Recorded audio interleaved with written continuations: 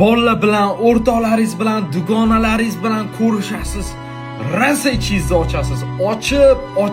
Ochib sizdan ko'p gapirmagan odam bo'lmaydi. Uyga kelganingizdan keyin bitta o'ylaysiz, nimalar devordim o'zi deb yoki ertasiga.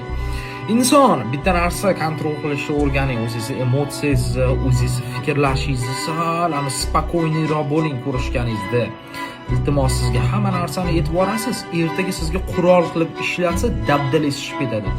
Pichoqlarni shunaqa sayt tashiydi, orqangizdan killer bo'lib ketadi, ishonasizmi?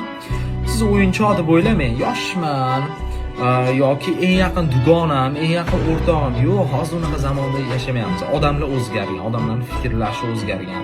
Siz bilan manfaat uchun o'rtoq bo'ladiganlar million. Siz yaqin deb o'ylaysiz, lekin unaqa ham emas.